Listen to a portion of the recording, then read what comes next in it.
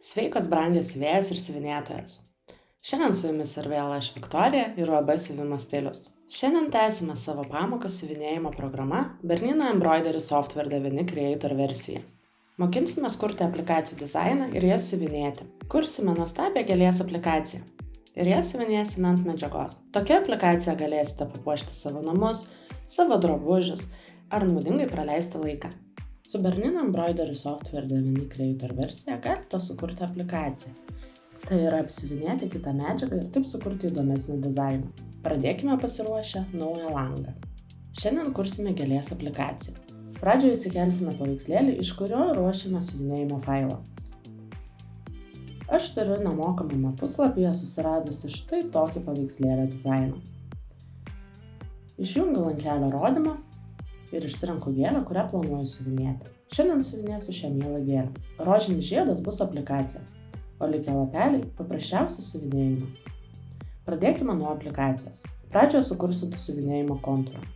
Jį galite kurti skirtingais būdais, kuriais mokėmės anksčiau, tačiau aš pasirinkusi Digitize panelę, rankiniu būdu išsipiešiu šią siuvinėjimo formą.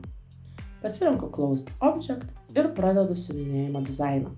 Kaip kalbėjome anksčiau, spaudžiant kairiu pelės klavišu dedate pirmąją tašką, dešiniu pelės klavišu dėsite už apvalintus taškus, o kairiu pelės klavišu stačius arba kampuotus taškus. Padėjus pirmąjį tašką, sekančius taškus dėsiu dešiniu pelės klavišu, taip išgaudama apvalią jaukią formą. Kampuose dedu tašką kairiu pelės klavišu ir taip toliau kartoju visą gėlės kontūrą. Tai spaudžiu Enter. Su Reshape Object galiu pakoreguoti šiek tiek šį dizainą. Paspaudus ant kontūro kairę arba dešinį pelės klavišą prisideda papildomi taškai. Kairiu pelės klavišu prisideda kampuoti taškai, dešiniu pelės klavišu prisideda apvalūs taškai. Pridėsiu papildomą apvalų tašką, kad išsivienodinčiau, išsilyginsiu dizainą. Kai dizainas mane tenkina, grįžtu prie paprasto Select Object Tool ir einu į aplikacijos panelę, kurią rasite kairėje. Norint paversti šį dizainą aplikaciją, reikia spausti Convert to Applique. Paspaudus Convert to Applique, šis dizainas pasiverčia į aplikacijos dizainą. Color and Film panelėje matote, kad iš vieno dizaino atsiranda 3 atskiros linijos skirtingomis spalvomis. Paspauskime ant dizaino ir eikime į nustatymų panelę. Nustatymų panelėje rasite visus aplikacijos nustatymus. Pirmais Guidelines nustatymais galite koreguoti gaires. Galite koreguoti gaires dygsnio ilgį, bei parinkti, ar norite rodyti kai kurias iš gairių. Pirmoji gairė yra pozicijos linija.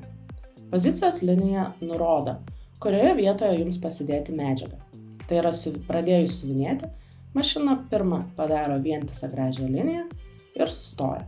Tuomet galite uždėti savo medžiagą ant viršaus. Sekanti linija spaudžiate Cutting Line for Applique Material, tuomet ant medžiagos užsiūs dar vieną papildomą liniją. Pagal šią pjovimo liniją galėsite apkirpti savo medžiagą ir leisti siuvinėjimą toliau. Paspaudus Apply, matote, kad Color and Film panelėje atsiranda dar viena papildoma linija. Būtent ši linija yra pjovimo. Sekantis nustatymas Track Down prideda papildomą medžiagos pritvirtinimo liniją. Čia galite pasirinkti skirtingus dygsniavimo tipus, aš pasirinksiu dygsniavimą zigzagų. Šis dygsniavimas pritvirtins jūsų medžiagą ir paruoš galutiniam kontūro apdirbimui. Paskutinis nustatymas yra galutinis kontūras. Jį taip pat galite rinktis iš skirtingų dygsniavimo tipų, nurodyti jam skirtingus nustatymus, tai yra atstumus, dygsnio plotį, dygsnio atstumą ir pasirinkus šios nustatymus visada spauskite Apply. Offset panelėje galite nustatyti tam tikrus atsitraukimus. Jeigu dėl kažkokios priežasties norite atitraukti pjovimo liniją, galite atžymėti šį tipą ir nurodyti tam tikrą atstumą. Pavyzdžiui, aš nurodysiu 10 mm būtent padėjimo linijai ir spaudžiu Apply. Kaip matote, ši linija atsitraukia toliau ir pirmoji bei antroji siuvinėjimo linijos bus atitrauktos toliau. Tai yra, bus atitrauktos kirpimo bei medžiagos padėjimo linijos. Tačiau aš dabar to nenoriu. Todėl grįžtu atgal su Ctrl+Z mygtukais. Sekantis nustatymas yra gan naudingas, norint pamatyti vizualiai, kaip atrodys jūsų dizainas. Galite parinkti panašiausią medžiagą į jūsų naudojamą. Atsidarius šią panelę galite išsirinkti spalvas arba skirtingas medžiagas pagal tai, kokią planuojate naudoti. Pavyzdžiui, aš parinksiu šiuo metu štai tokį taškuotą jaukų dizainą, spaudžiu OK bei Apply. Jeigu pačios spalvos nematote, nieko tokio, sutvarkysime tai kitu etapu. Machine Function parenka tai, kaip jūsų mašina supras šį aplikacijos siuvinėjimą. Su Color Change mašina sustos, kaip keisdama spalvas.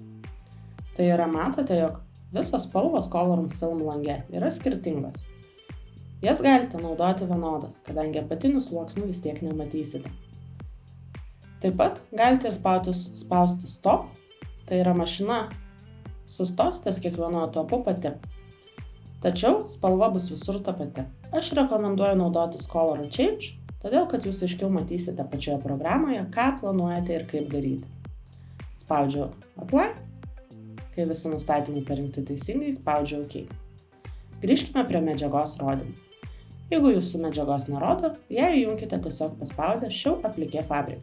Dabar matote medžiagos dizaino pavyzdį. Pakeisiu dygsniavimo spalvą į jaukią rausvą, kurią planuoju siuvinėti. Gėlės kotą bei lapus galite paruošti tiek rankiniu būdu, tiek kaip jau mokėmės anksčiau, konvertuojant dizainą. Kadangi mano dizainas nėra sudėtingas, aš jį paruošiu paprasčiausiu rankiniu būdu.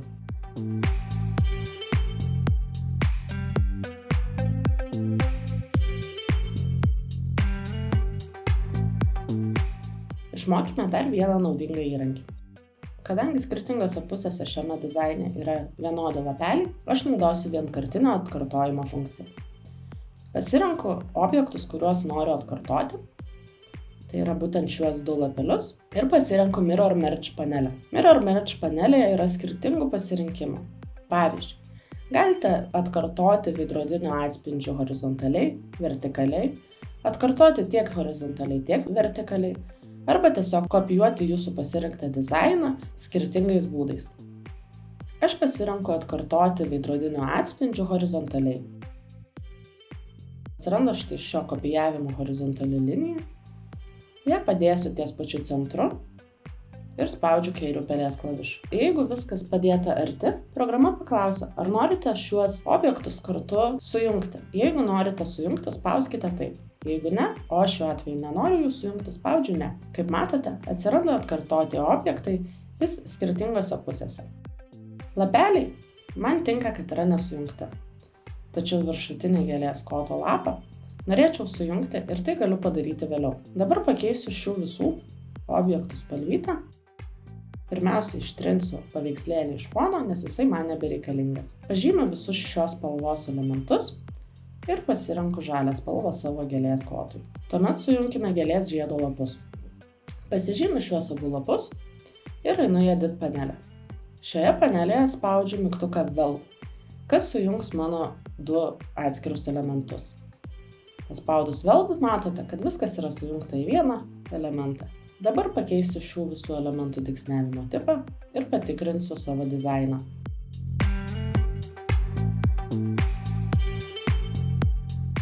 Patikrinkime siuvinėjimo dizainą. Pradžioje siuvinėsiu gėlės kotą bei gėlės lapukus. Jie siuvinėjasi standartiškai pagal mano parinktus nustatymus. Matau, jog viskas yra tvarkoje, todėl žiūrime toliau, kaip bus atliekama operacija aplikacijai. Aplikacijos programa prasideda nuo paprasto kontūro siuvinėjimo, kuriame padėsite savo medžiagą.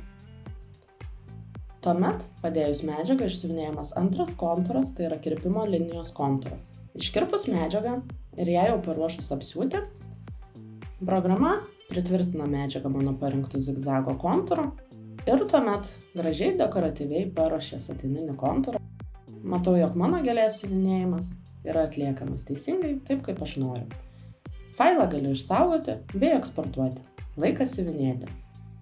Šiai aplikacijai sukurti jums reikės medžiagos, kurią naudosite aplikacijai, gerų kokybiškų žirklių, aišku, gerų kokybiškų siūlų, ardiklio, bei trumpalaikių purškiamų klijų taktar, kuriais laikinai pritvirtinsite medžiagą prieš ją apsiuvant.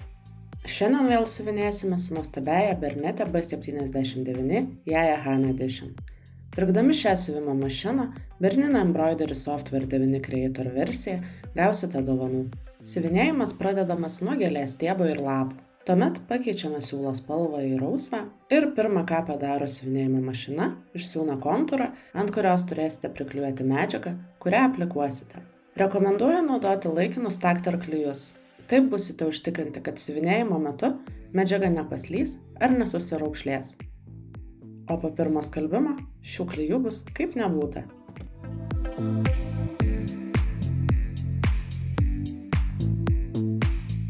Pritvirtinus medžiagėlę, įdedama siuvinėjimo lankelį atgal į siuvinėjimo mašiną ir paleidžiama sekančią programą. Naudojame tos pačios spalvos siūlą. Siuvinėjimo mašina apsiūna kontūrą, pagal kurią apkirpsite medžiagą. Tad išsitraukiame siuvinėjimo lankelį ir apkirpama nereikalingą likutį medžiagos.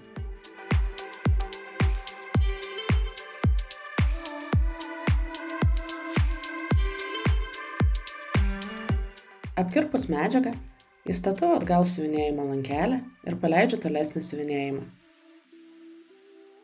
Sekantis etapas yra medžiagos pritvirtinimas zigzagu, o tuomet programa dekoratyviniu dygsniu apsiuva mūsų aplikaciją.